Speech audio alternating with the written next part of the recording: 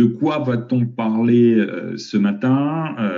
Bien sûr, de cette gestion de production, mais on va aborder les secteurs d'activité, les besoins que peuvent avoir aujourd'hui une PME industrielle.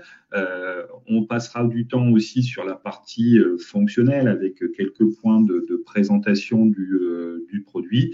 On reviendra sur les bénéfices, donc les bénéfices que peuvent attendre vos clients, que vous pouvez apporter à vos clients sur ce type de produit.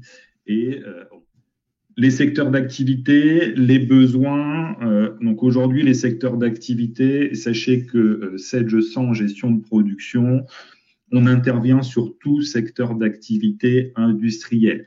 Il n'y a pas vraiment aujourd'hui de secteurs sur lesquels on n'aurait pas de réponse. Alors, il en existe, je ne dis pas que ça n'existe pas, mais aujourd'hui, peu importe le secteur d'activité, on aura une réponse adaptée à chacun de ces secteurs d'activité, que ce soit la plasturgie, l'agroalimentaire, l'électronique, la chimie, la mécanique, mais aussi bien d'autres secteurs d'activité sur lesquels on va pouvoir proposer cette solution Sedge100 gestion de production.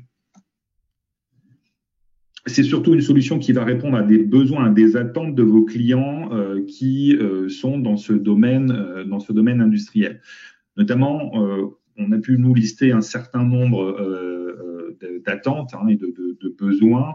Alors, c'est pas exhaustif, cette liste, on pourrait l'allonger, mais en tout cas, ceux qui reviennent le plus régulièrement sont dus au fait que les entreprises aujourd'hui, en tout cas les PME industrielles, ce sont des entreprises qui ont commencé avec des outils assez simples, généralement Excel, qui vont un peu plus loin ou qui éventuellement veulent changer de solution parce qu'elle n'est plus pérenne. Et généralement, les points clés de ces décisions, c'est potentiellement l'amélioration des coûts de production, parce que c'est le nerf de la guerre, qui dit coût de production le plus bas possible, dit potentiellement la possibilité de pouvoir avoir une marge assez intéressante sur le prix de vente du produit, bien sûr par rapport à un marché.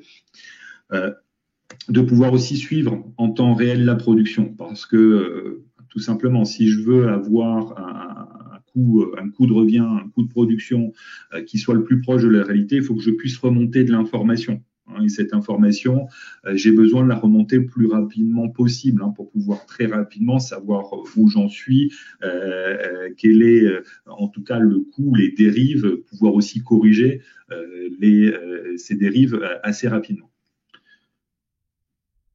Troisième point, surveiller les stocks, parce que c'est une composante importante, je dirais même clé, dans le métier de l'industrie. Pas de stock de composants ou de matières premières, pas de production. Je ne peux pas produire quelque chose si je n'ai pas les composants ou la matière première pour pouvoir le faire. Donc ça aussi, c'est très important et ce sont des demandes, des attentes des clients industriels. Optimiser la performance des machines. Pareil. Ce sont des attentes des PME industrielles et à peu près dans le même sens que la partie stock de matières premières ou composants. Si j'ai mes machines qui sont tout le temps en panne, pareil, je ne produis pas ou je ne produis pas bien ou je ne produis pas des produits de qualité, parce qu'il y aura peut-être des défauts ou ce genre de choses-là. C'est une composante importante, une demande, une attente au niveau de cette partie suivi des machines. Et bien sûr, on est une solution qui est destinée aux PME, PME industrielles. Il y a une attente aussi forte d'avoir un outil et un système de production qui est agile, qui puisse s'adapter au métier que fait l'entreprise. Parce que la façon, même si je dirais les process industriels dans les grandes lignes sont les mêmes, mais le process quotidien, le process métier d'une entreprise agroalimentaire, d'une entreprise qui est dans la chimie, dans la parapharmacie ou ce genre de choses-là, c'est pas les mêmes façons de travailler. Donc même si, entre guillemets, sur la partie vraiment purement technique, c'est les mêmes choses, sur la façon de le faire et de récupérer les informations, ça va pas être les mêmes choses. Donc il faut avoir un système qui va pouvoir s'adapter notamment aux façons de travailler des entreprises. Et vous vous doutez bien que la solution qu'on peut proposer et qui répond sur ces différentes attentes, c'est Sage 100, gestion de production. Donc, pour présenter cette solution, on va parler du fonctionnel. Le fonctionnel, alors moi, je voulais reschématiser par rapport à une solution que vous connaissez certainement, hein, qui sont en tout cas qui fait partie des offres BMS aujourd'hui, qui est Sage 100 entreprise industrie. D'accord, hein, donc il comprend la partie compta finance, la partie gestion commerciale, mais aussi la partie gestion de production. Ce qui est intéressant de voir, c'est qu'on a vraiment un lien fort avec la partie gestion commerciale. C'est-à-dire que la gestion commerciale reste de toute façon un socle de base pour pouvoir utiliser la gestion de production Sage 100, hein, parce que c'est elle qui détient les données, je dirais, essentielles, les articles, les stocks, les dépôts, les clients, les fournisseurs. D'accord, c'est pas la gestion de production qui pilote ces données. Mais je vais quand même piloter des données dans la gestion de production, c'est-à-dire que je vais piloter les données métiers et industrie, comme les nomenclatures, donc la liste des composants nécessaires à la production, mais aussi les gammes opératoires, c'est-à-dire les différentes étapes de production avec les temps qui sont liés à ces étapes, donc la partie planification de la production. Et je vais gérer aussi des ressources parce que quand je produis, j'ai besoin de machines, j'ai besoin d'outillage, j'ai éventuellement besoin de personnel. Hein, donc, il faut que je puisse piloter tout ça. Donc, du coup, au niveau du fonctionnel, on va avoir un point d'entrée. Alors, c'est l'un des points d'entrée, c'est pas le seul, mais qui est assez central pour la partie gestion de production par rapport donc à la gestion commerciale, qui est le calcul des besoins nets. C'est-à-dire qu'on a un vrai moteur de calcul de besoins nets qui va permettre, notamment par rapport à l'ensemble des besoins qui sont dans le système, que ce soit côté gestion commerciale, côté gestion de production, de pouvoir m'accompagner, piloter sur la partie proposition des achats, proposition des lancements d'ordre de fabrication. Je peux même aller jusqu'à injecter dans mon calcul de besoins nets des prévisions de vente. Qui sont des prévisions sur les 12 prochains mois et qui vont permettre d'anticiper, c'est-à-dire d'anticiper des achats, d'anticiper des lancements d'ordre de fabrication par rapport à des besoins qui ne sont pas encore fermes dans le système. C'est-à-dire j'ai potentiellement pas encore la commande du client, mais je sais par expérience, par saisonnalité, par, je dirais, contrat avec les clients, que je vais avoir à un moment une commande ou une livraison à faire chez ce client à telle période de l'année. Donc tout ça me permet d'anticiper. Avantage des propositions d'achat, c'est que ça me permet d'avoir la liste de ce que je dois réapprovisionner par rapport à mon état de stock à date et de pouvoir bien sûr valider ces propositions d'achat par la suite en commande fournisseur. D'accord, et de pouvoir réceptionner le stock. Idem pour les propositions d'OF, pouvoir créer les ordres de fabrication. Une fois que j'ai tout ça, c'est-à-dire que j'ai déjà préparé un ensemble de choses. Je vais pouvoir, après, quand j'ai mes OF et fait mes achats, donc je suis sûr d'avoir la matière pour produire, je vais pouvoir planifier la production et l'ordonnancer. Une fois que c'est planifié, je vais pouvoir aussi lancer la fabrication. Et ce qui est attendu, on le disait tout à l'heure, dans les attentes, c'est le suivi de cette fabrication. Donc, pour faire ce suivi de fabrication, on a aussi un autre outil qui est assez clé, qui est central dans la partie gestion de production, qui est la saisie atelier. Donc, la saisie atelier va permettre aux opérateurs de production de remonter leurs informations de production, les consommations de matière, les entrées en stock des produits finis ou semi-finis, la gestion de la sous-traitance, le suivi des temps, machines, main-d'œuvre. Toutes ces informations vont me permettre de calculer au plus près mon coût de production, d'accord, et de permettre aussi après d'avoir des retours, des bilans d'ordre de fabrication. On a un certain nombre d'options aussi qui sont à disposition, du PIC PDP, du deviseur technique, d'accord, qui va permettre notamment de faire des propositions de prix en modifiant un référentiel de données techniques et pouvoir proposer le prix, enfin un prix au client. La partie MRP2 qui va me permettre d'optimiser ma partie planification en prenant en compte les contraintes de planification, enfin de planning de production, c'est-à-dire les charges et capacités, les besoins matières, les besoins en outillage. D'accord.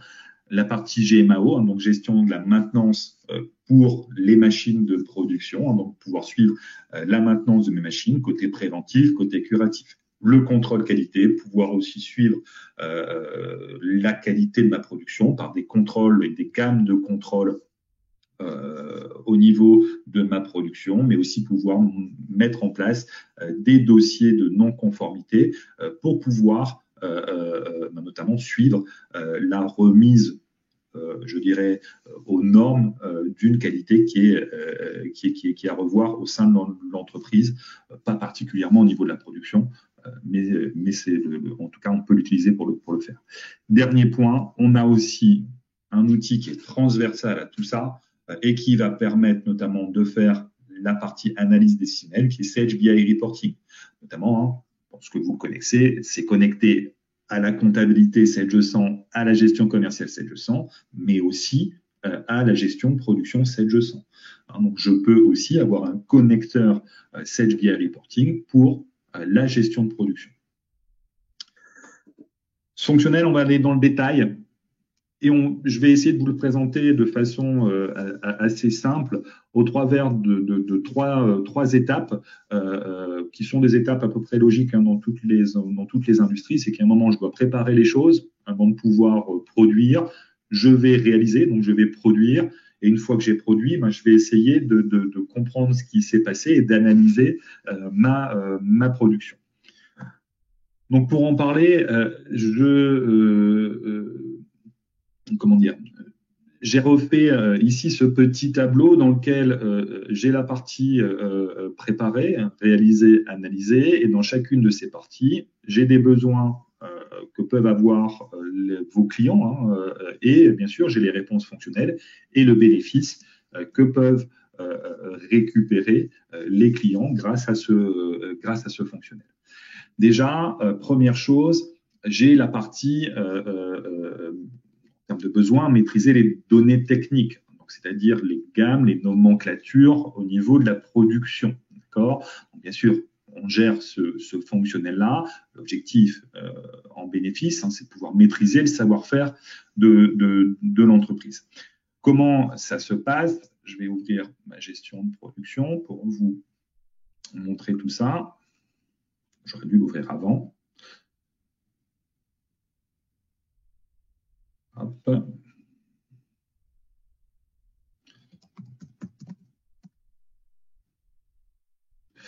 Donc, bien sûr, je vais retrouver l'ensemble des informations qui proviennent de la gestion commerciale. C'est-à-dire que je vais retrouver mes articles. Ces articles, c'est les mêmes que ceux de la gestion commerciale. On est vraiment connecté entre la gestion commerciale et la gestion de production. Je n'ai pas besoin de les ressaisir. Mais ce qui va être intéressant au niveau des données techniques, je vais prendre moi un article ici, par exemple, un article que je fabrique qui est un bureau en bois. Je vais pouvoir donc retrouver dans mon paramétrage l'ensemble des informations de données techniques ici. Donc ici, ces données techniques, je vais retrouver ma nomenclature, donc la liste des composants ou des matières premières nécessaires à ma production, avec les quantités qui sont nécessaires. C'est-à-dire pour faire un bureau ici, j'ai besoin d'un plateau, 4 pieds, un kit de vis et un carton. On remonte bien sûr aussi les coût de revient ou dernier prix d'achat ou CMUP de ces composants. Je peux même aller dire où je peux consommer. Sauf que je peux quand même aller beaucoup plus loin si je regarde le détail d'une ligne de nomenclature, par exemple ce plateau. Je peux gérer donc, notamment cette partie quantitative, mais cette partie quantitative peut être en quantité, ce qu'on appelle par an, ou quantité pour, c'est-à-dire que je pourrais éventuellement dire j'ai besoin d'une quantité ici, d'une pièce. Alors, généralement, c'est plutôt quand on gère des quantités de type mesure, des kilos, des litres, etc. Je pourrais dire j'ai besoin au lieu de dire j'ai besoin de 0,001 litres, j'ai besoin de 1 litre pour 1000 unités fabriquées. D'accord? Donc ça permet aussi de gérer au mieux les choses. Je peux aussi gérer du rebut ou de l'infreinte, hein, notamment dans les liquides. Hein, si je prends généralement la quantité de liquide nécessaire pour produire, je vais peut-être être embêté parce qu'il va en rester un peu dans le bidon. J'aurai pas un bidon, enfin, tout le monde le sait, hein, un bidon de X litres. Au final, hein, quand on le vide complètement, ça fait pas X litres, hein, c'est soit plus ou moins X litres. Hein. Donc, je peux gérer aussi hein, cette partie et cette quantité de rebut. Donc ça, on peut vraiment aussi aller dans le détail dans cette partie nomenclature. Pareil, je vais avoir donc ici mes besoins, mais ici j'ai ma partie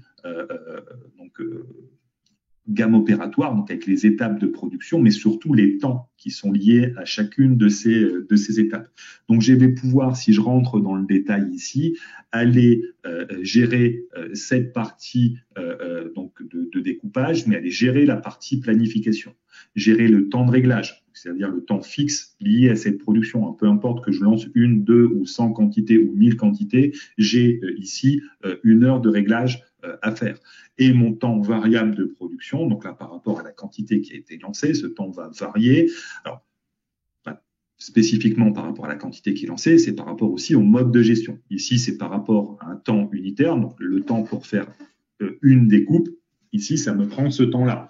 Mais je pourrais gérer la cadence théorique, c'est-à-dire cadence théorique, c'est un nombre de pièces à l'heure. Donc là, c'est plus vraiment le temps qui compte, c'est le nombre de pièces qui a été fait qui va me recalculer le temps, du temps de cycle qui est pareil que de la cadence théorique, mais plutôt à la seconde, ou voire aussi du batch, donc, du temps, je dirais, capacitaire lié à une capacité. C'est-à-dire que là, mon temps va être lié à une capacité par rapport à ma machine. Hein, exemple, je dois faire cuire des baguettes. Moi, j'ai un four d'une capacité de 50 baguettes. Si je dois en faire cuire 100, je vais devoir m'y reprendre en 2 fois parce que je ne vais pas pouvoir mettre mes 100 baguettes en une seule fois. J'ai que 50 places dans mon four. D'accord? Donc tout ça, c'est des choses qu'on va savoir gérer. Hein, des temps de chevauchement, des temps d'attente, interopération. On peut gérer pas mal de choses à ce niveau-là, au niveau de la partie données techniques. Hein. Donc vous voyez que ici, hein, on gère bien ces données techniques. Ces données techniques me permettent aussi, alors c'est pas ce que je voulais faire, me permettent aussi au niveau de mon article hein, de venir me calculer de fait, puisque j'ai les temps que je vais passer et les coûts qui sont liés à ces temps. J'ai aussi la matière ou les composants que je vais consommer. Donc, je sais calculer ce qu'on appelle un coût standard de production, un coût théorique de production. Je sais qu'aujourd'hui, un bureau, potentiellement, ça me revient à 148 €.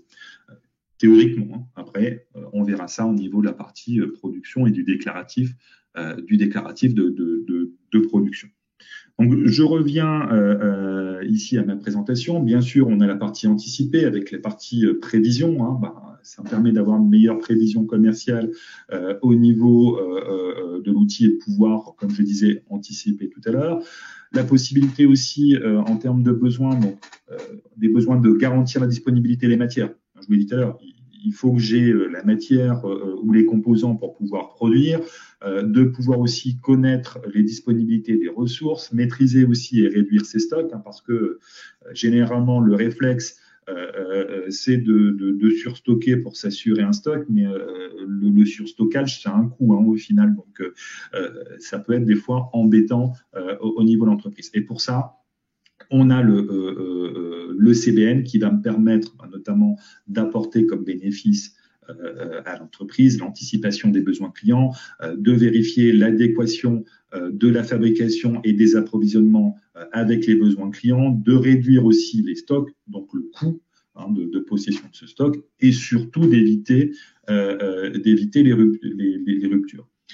Le calcul des besoins, il va notamment être une fonction à part entière dans la partie gestion de production. Hein. Mon calcul des besoins, mon moteur de calcul est ici, d'accord. Je peux le lancer quasiment quand je le souhaite. Je peux aussi, je vous l'ai dit tout à l'heure, ajouter à mon calcul de besoins de la partie prévisionnelle, donc ici des prévisions de vente. Une prévision de vente, c'est quoi? Ben, c'est un détail d'un certain nombre d'articles que je vais vendre et donc que j'ai besoin de fabriquer. Dans les mois ici futurs, ben, j'ai déjà indiqué les quantités que je vais vendre. Donc l'intérêt est de pouvoir anticiper mes achats. Ben, potentiellement, moi, je vais faire des prévisions parce que j'ai des temps de livraison qui sont assez longs au niveau de mes fournisseurs et que si je les anticipe pas, ben je vais avoir des problèmes au niveau de mes stocks. Donc ça peut être aussi l'inverse, c'est parce que j'ai des temps de production qui peuvent être longs et si j'anticipe pas mes lancements de production, pareil, hein, je vais être embêté puisque si je produis au dernier moment, je risque de ne pas pouvoir répondre à un délai court de mon client. Donc ces prévisions, donc je peux les faire manuellement, je peux les faire par import-export de fichiers Excel et je peux aussi les générer automatiquement par rapport à un historique de facture, donc un historique de vente des 12 derniers mois, donc les 12 derniers mois lissés en arrière à partir d'aujourd'hui, hein, pour faire une prévision sur les 12 prochains mois, avec la possibilité d'avoir ici notamment un coefficient pondérateur pour majorer ou minorer ma prévision par rapport notamment au contexte. Et ça va me permettre de créer soit une nouvelle prévision, soit même mettre à jour des prévisions existantes. D'accord? Donc là, par exemple, si je voulais faire une prévision sur mes bijoux or, je sélectionne une famille et je lance et je vais avoir une génération de prévisions qui va être sur des faits réels, en tout cas des faits passés, mais qui se sont passés dans les 12 derniers mois. Mon calcul des besoins est ici. Je peux donc le lancer quand je souhaite. Il est assez rapide, vous allez le voir. Je peux y ajouter ici dans ce calcul de besoins, si je le souhaite, ma partie prévision, donc mon anticipation. Si je ne prends pas cette partie prévision, bien sûr, je fais un calcul de besoins uniquement sur les besoins fermes, c'est-à-dire les commandes fermes qui sont dans ma gestion commerciale, les informations de stock, c'est-à-dire les stocks actuels ou en rupture, les stocks à date, d'accord, mes informations de stock mini. Et je prends en compte aussi les OF fermes qui sont déjà dans le système, puisqu'un OF est une commande interne, hein, un besoin en termes de composants ou de matière. Et donc, je vais démarrer un calcul. Vous allez voir, il est très rapide, il est déjà terminé. Et qu'est-ce que m'apporte ce calcul? Il m'apporte notamment la partie achat ici. Hein, donc c'est la liste de ce que je dois réapprovisionner, les propositions de lancement de fabrication, voire même depuis la V7, la possibilité de gérer les transferts de stock. C'est-à-dire que peut-être qu'avant d'aller faire un achat, j'ai peut-être regardé si, parce que j'ai des stocks qui sont assez proches, et que je pourrais transférer d'un stock à un autre, puisque je sais que j'en ai dans le stock annexe, de pouvoir dire, tiens, ce serait peut-être intéressant de pouvoir transférer cette quantité de ce dépôt-là vers ce dépôt-là, parce que je vais en avoir besoin, en tout cas au niveau de ce dépôt ici. Donc, ça, c'est intéressant parce que ça permet, notamment aux responsables d'achat, de faire des économies, d'éviter une sortie de trésorerie inutile, surtout si dans un autre dépôt, j'ai le stock. Après, au niveau des achats, donc, vous avez vu au niveau de chacun des écrans des propositions, j'ai à peu près la même logique en termes de présentation, c'est-à-dire que ici, j'ai déjà des indicateurs au travers de codes couleurs qui m'indiquent ce qui est urgent et ce qui l'est moins. D'accord. Alors l'urgence, c'est par rapport à cette date de commande qui est ici, hein, qui va permettre, qui est calculée par calcul des besoins et qui va me permettre de me dire je dois commander au plus tard chez mon fournisseur à cette date-là pour m'assurer par rapport à la date de livraison que je lui demande d'être livré dans les temps par rapport à cette date de livraison. Alors bien sûr, ici, j'ai tous mes besoins. Je pourrais même avoir mes besoins de dans 6 mois, 8 mois, etc. Des fois, c'est pas ce qui m'intéresse. Donc, je vais pouvoir réduire très facilement mon horizon parce que l'outil le permet de dire, moi, mon horizon, je ne vais pas regarder ce que je dois acheter dans 6 mois, ça m'intéresse pas. Je ne vais pas sortir de la trésorerie pour quelque chose que je peux acheter beaucoup plus tard. D'accord ? Le but est d'acheter au bon moment pour répondre aux besoins du client et surtout éviter la rupture de stock. J'ai peut-être regardé ce que je dois commander. Alors, j'ai pas un autre filtre. Non, c'est la date de livraison, donc c'est pas, je me suis trompé. Hop, j'ai enlevé ce filtre-là, c'était sur la date de commande que je voulais le faire. Donc ici, donc je vais regarder ce que je dois commander cette semaine. D'accord? Donc ici, il me liste uniquement ce que je dois commander cette semaine. Et après, ben, j'ai besoin, moi, de savoir, hein, de le voir par fournisseur. Ben, je vais pouvoir ici regrouper par fournisseur. D'accord? Et donc, je vois tout ce que je dois acheter chez Beauplay, tout ce que je dois acheter chez Bio, etc., etc. J'ai même la possibilité de comprendre le calcul. Hein. Ça, c'est disponible au niveau de cette liste de propositions. Je sais que cette proposition, notamment, elle vient de ces besoins-là. D'accord? Je vois aussi mon fournisseur principal, mon ou mes fournisseurs secondaires, avec les prix, avec les délais de chacun. D'accord? Je peux même aller jusqu'à analyser pour cet article, notamment le comportement du stock. D'accord? Et de voir notamment la liste des propositions de fabrication. Enfin, j'ai un ensemble de détails qui est mis à ma disposition. J'ai derrière des outils d'analyse, de pilotage qui me permettent de prendre les bonnes décisions au niveau des achats. Une fois que j'ai validé notamment les différentes propositions, je vais retrouver tout ça dans des documents en attente qui vont me permettre, notamment par rapport à ce que j'ai validé, de regrouper ça fournisseur par fournisseur, de pouvoir être alerté si je dépasse ici, si je suis en dessous d'un montant minimum de commande, montant qui peut être les frais de port qui sont offerts, au-delà de 1 500 €. C'est intéressant de le savoir parce que si j'ai cette information, ça me permet de payer des frais en moins sur mes achats. Et après ici, j'ai pas besoin de ressaisir quoi que ce soit dans la gestion commerciale. Je clique ici, je crée mon bon de commande. D'accord ? Dernier point, on a aussi un outil qui permet d'avoir une vision à 360 sur les achats et de pouvoir voir ici très facilement et très rapidement ce qui se passe au niveau de mes achats. OK, donc de voir ici toutes les commandes, de voir ce qui est en retard, les fournisseurs, etc. Même le calendrier de livraison fournisseur. Donc j'ai aussi la partie planification qui va me permettre notamment de répondre à des besoins d'optimisation de ressources de production, de maîtriser les délais pour avoir une meilleure répartition des charges sur les différentes ressources. Notamment cette partie planification, si je la regarde en détail, c'est une vraie planification sous forme de Gantt avec l'enchaînement des différentes étapes, donc une vision de ce qui se passe au niveau des ordres de fabrication, la possibilité aussi d'analyser ce planning, les charges capacités, de pouvoir aussi voir comment est planifier les choses et si je suis d'analyser les goulots d'étranglement au niveau de ma planification, en tout cas ce qui est proposé au niveau de la planification. Autre besoin, c'est gérer les outils, on en a parlé tout à l'heure, de production. J'ai la partie GMA au côté préventif, puisqu'on est dans cette partie préparée, ce qui va amener le fait d'avoir moins de panne, une durée de vie des machines plus importante, une production de meilleure qualité, le respect des délais. Donc là, on a tout préparé, c'est-à-dire qu'on a fait les achats, on a planifié, on a fait que les machines, en tout cas, soient révisées et fonctionnent bien. Donc, je suis serein pour pouvoir produire. Je vais produire. Et ce qu'on a dit, et ce qu'a besoin les entreprises, c'est pouvoir suivre et retrouver les informations de cette production. Pourquoi ? Parce qu'elles ont des besoins de suivi et maîtriser les flux, de maîtriser l'encours, de garantir les délais de production, de respecter les délais, de réduire les rebuts. Pour tout ça, on va avoir du suivi de fabrication, notamment bénéfices, maîtrise de la production en temps réel, maîtrise des délais de production.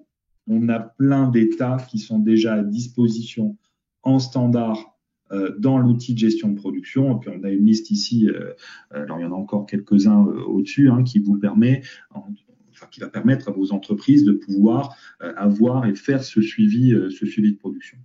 Pour faire ce suivi de production, on va bien sûr avoir besoin de remonter les données. Pour ça, on a le module atelier qui va simplifier la saisie des opérateurs, leur faire gagner du temps sur la transmission de l'information, moins de papier, une grande souplesse aussi au niveau du paramétrage.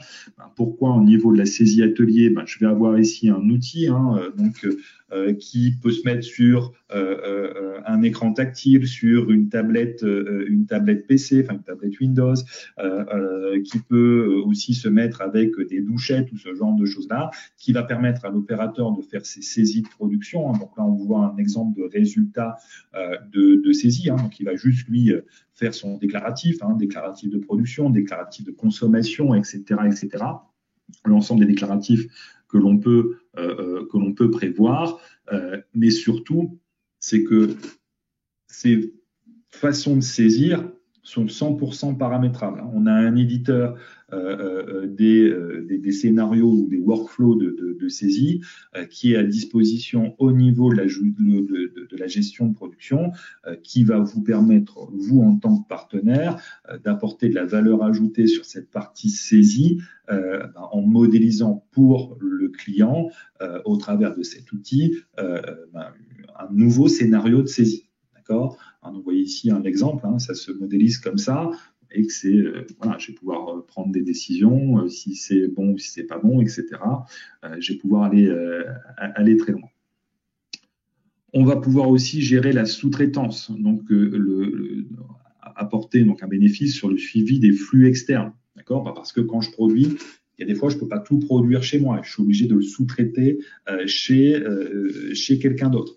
Donc, on a un nouvel outil, ça depuis la V7.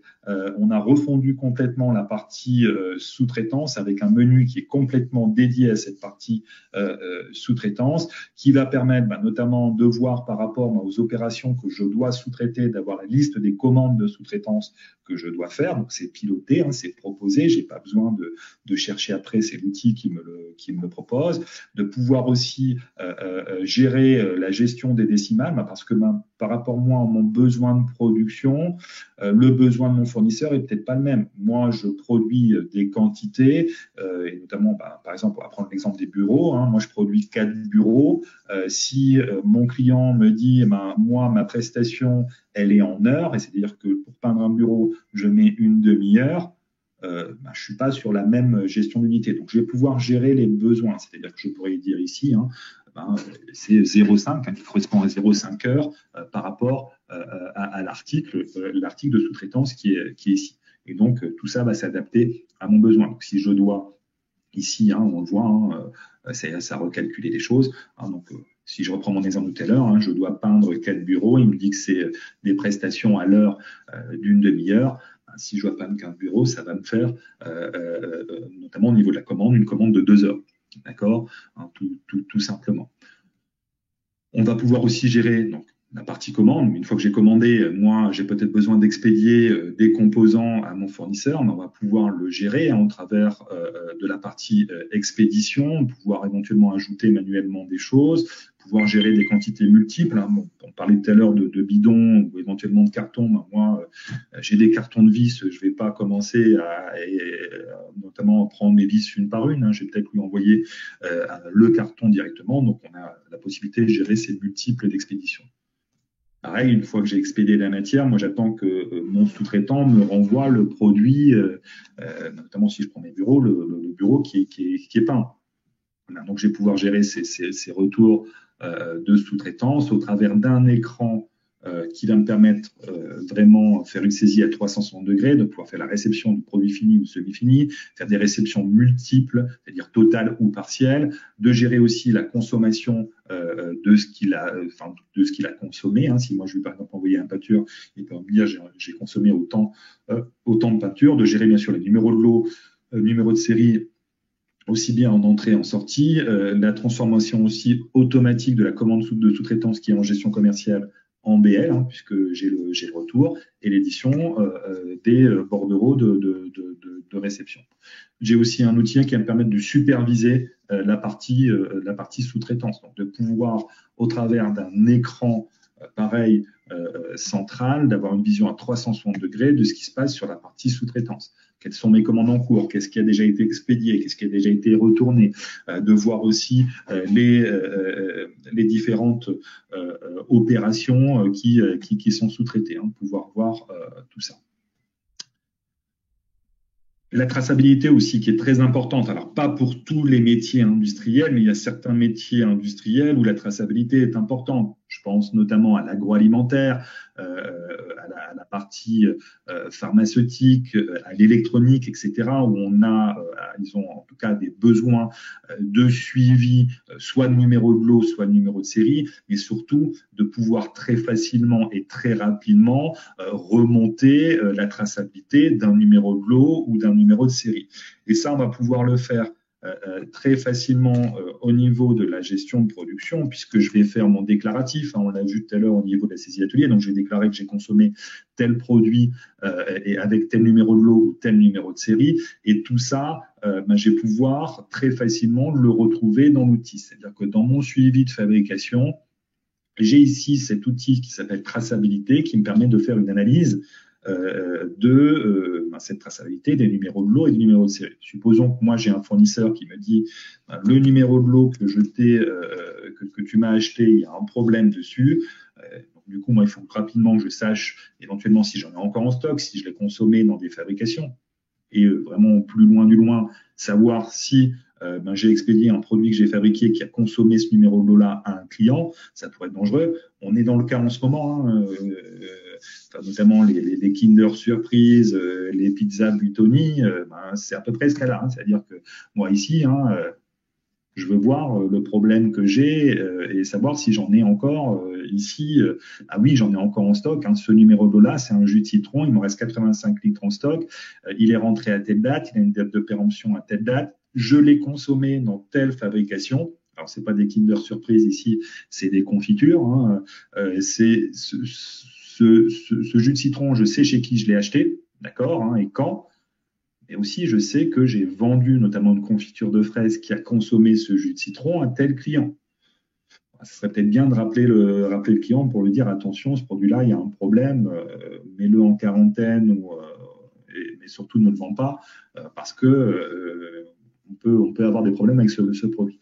Donc ici, on a une vraie traçabilité ascendante et descendante. On peut même naviguer dans les lots. C'est-à-dire que si je veux naviguer dans ce lot de fraises, de voir ce qui s'est passé, moi, je peux voir ce qui s'est passé, voir ici les différents composants, enfin matières premières qui ont été consommées avec chacune leur numéro de lot. Et puis l'avantage, tiens, je vais aller voir ce que j'ai fait avec ce numéro de lot ici pour la pectine. J'ai juste besoin de faire un contrôle-clic sur le numéro de lot et je change la vision. C'est-à-dire que maintenant, je suis sur mon lot pectine.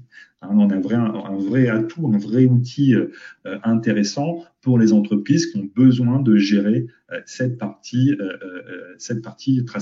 traçabilité. Donc, bien sûr, côté GMAO, on l'a aussi bien dans la partie préparée que dans la partie réalisée, parce que même si j'entretiens bien mes machines, je suis pas à l'abri d'une panne. Et si j'ai une panne, je dois réagir rapidement parce que je dois donner la vision des interventions de maintenance et éventuellement gérer les pièces détachées pour que la panne soit résolue le plus rapidement possible pour pouvoir continuer à produire.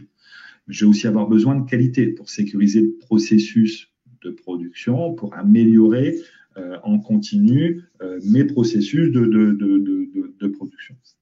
Alors, donc ça sera au travers du module qualité. Dernier point, en tout cas sur cette présentation du fonctionnel au travers de 3 étapes, c'est la partie analysée. J'ai produit, j'ai fabriqué les produits que je vends, et derrière, moi, j'ai besoin d'analyser tout ça. J'ai besoin d'avoir du retour par rapport à tout ça. Donc, je vais de ce fait avoir besoin d'informations, notamment parce que j'ai besoin de suivre la performance industrielle, suivre mon rendement de machine, maîtriser mes coûts, identifier les écarts, réagir aux écarts. Je pense que vous l'avez vu déjà sur les petits points de démonstration que je vous ai fait, quel que soit le fonctionnel, déjà dans la gestion de production, en natif, on a des tableaux de bord, on a des états, on a des graphiques qui me permettent d'analyser tout ça. Mais On a toujours peut-être par rapport à des cas chez des clients besoin d'aller peut-être un peu plus loin dans une analyse. Et dans ce cas-là, on a la partie BI, on a la partie Sage BI Reporting. Voilà. Donc cette partie reporting, on peut aussi l'avoir directement dans Sage BI Reporting. J'ai dit qu'il y avait un connecteur pour la partie gestion de production qui me permet de faire des tableaux de bord un peu plus élaboré, un peu plus parlant, avec des jauges, avec du graphique, avec des indicateurs de couleurs qui s'adaptent par rapport à la situation. Et on a déjà des états standards qui sont fournis. L'état ici de bilan d'ordre de fabrication ou ici d'analyse du calcul des besoins, ils sont déjà à disposition. Donc voilà pour la présentation de la partie Sage 100, gestion de production. Alors bien sûr, ce fonctionnel, moi je vous ai montré une partie du fonctionnel de la partie gestion de production. Bien sûr, il y a beaucoup plus de choses à dire sur cette partie fonctionnelle, mais on n'a qu'une heure ensemble pour pouvoir en parler. Après, on est à vos dispositions au niveau des équipes Sage 100 et notamment au niveau des équipes commerciales gestion de production pour éventuellement, si vous êtes intéressé par cette offre, venir vous donner plus d'éléments, rentrer un peu plus dans le détail avec vous, vous accompagner pour que vous puissiez être ajouter en tout cas à votre proposition d'offre cette partie gestion de production. Les bénéfices que va apporter cette solution à vos clients, en tout cas c'est ce que nous remontent les clients, c'est des réductions de coûts de production de 10% dans les 6 mois, une diminution des stocks parce que je gère cette partie calcul des besoins et que j'évite le surstockage, donc je diminue mes stocks entre 20 et 30%. Et ça, c'est pas négligeable. Le stock sur le bilan, des fois, ça peut peser et c'est pas intéressant d'avoir trop de stock. La baisse des temps de réponse, c'est-à-dire que je vais être beaucoup plus pertinent au niveau de la réponse par rapport au délai de livraison client avec Sage 100 gestion de production. Je ne vais pas passer mon temps à faire du reporting puisque j'en ai déjà pas mal en standard dans l'outil. Et après, j'ai un outil qui s'appelle Sage BI Reporting qui me permet de faire des états très facilement et très rapidement. Je vais éviter les arrêts de production. Et donc, ça me fait gagner du temps. Parce que je suis mes machines, elles tombent rarement en panne parce que j'en suis la maintenance préventive. Et puis surtout aussi, pour certaines activités, de pouvoir identifier les non-conformités en amont, donc avoir des produits de meilleure qualité. Tout ça, c'est ce que va apporter Sage 100 Production.